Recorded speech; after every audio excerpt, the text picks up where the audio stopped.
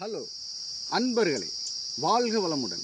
அன்பர்களுக்கு துலாம் ராசி துலாம் லக்னத்துக்கு எப்படி இருக்குன்னு நம்ம பேச போகிறோம். இந்த துலாம் ராசி துலாம் லக்னம்னு சொன்னோம்னா, துலாம் ராசி அன்பர்கள் எப்படி இருப்பாங்கன்னு கேட்டிங்கன்னா, துலாம் லக்ன அன்பர்களும்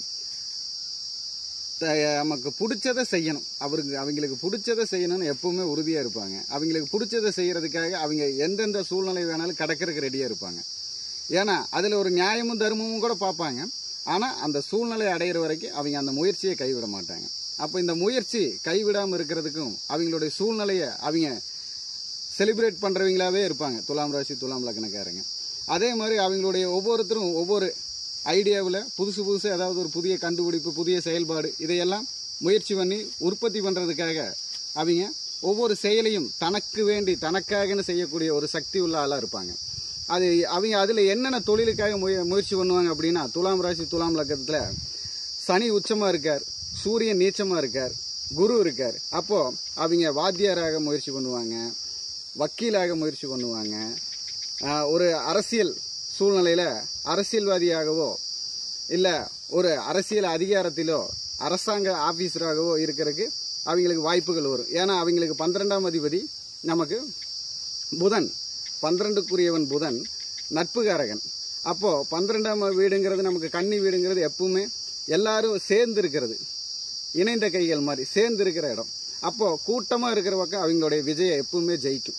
அவங்க கூட்டமாக இருக்கிற பக்கம் கால் பதிப்பாங்க. இந்த கூட்டமாக இருக்கிற இடத்துல கால் பதிச்சு அவங்க ஜெயிப்பாங்க. அதே மாதிரி அதில் படிக்கக்கூடிய இப்போ மாணவர்கள் எப்படி இருப்பாங்கன்னு கேட்டிங்கன்னா, படிக்கக்கூடிய மாணவர்கள் பொறியியல் படிப்பு, வக்கீல் படிப்பு, அதாவது சிவில் இன்ஜினியர், அதாவது கட்டட படிப்பு, இதெல்லாமே எடுத்து படிக்கக்கூடியவங்களா இருப்பாங்க. பொதுவாக இந்த இரும்பு தொழில், டீ தொழில், ஆசிரியர் தொழில், போதகர் தொழில், இதையெல்லாம் செய்யக்கூடிய தகுதி இருக்கிறவங்களா இருப்பாங்க. அப்போ இந்த தகுதியை எப்படியாவது அதை மேம்படுத்தி கொண்டு வரணும்னு முயற்சி பண்ணுவாங்க. இந்த துறையில எல்லாம் அவங்க வெற்றி அடைகிறதுக்கு வாய்ப்பு இருக்கு.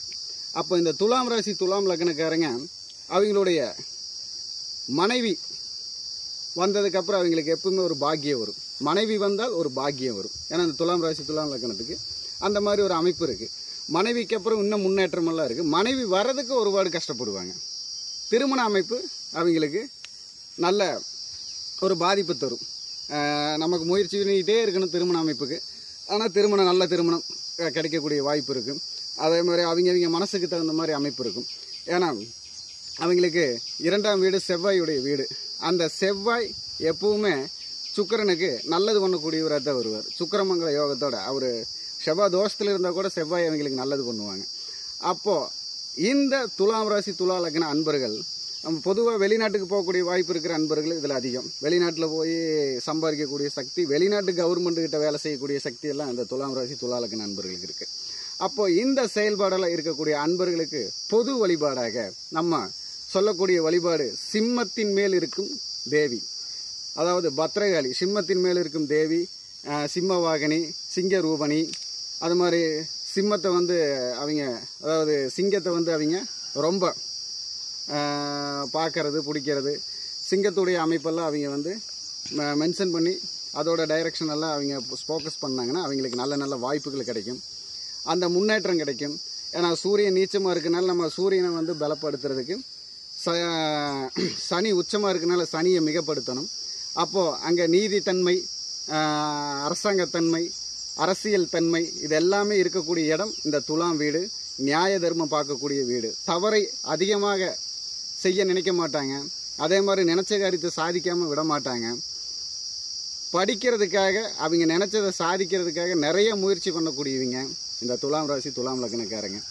அவங்களுடைய அமைப்பு ஒவ்வொரு இடத்திலும் வெற்றி வர்றதுக்கு பொதுவான வழிபாடாக பத்ரகாளி அம்மன் வழிபாடும், சிங்க வாகனி வழிபாடும், சிங்க ரூபணி வழிபாடும் நம்ம வந்து அந்த ராசிக்கு லக்னத்துக்கு சொல்கிறோம். முடிஞ்ச வரைக்கும் பயன்படுத்தி வெற்றி பெறுமாறு வேண்டிக் கொள்கிறேன். வணக்கம், வாழ்க வளமுடன்.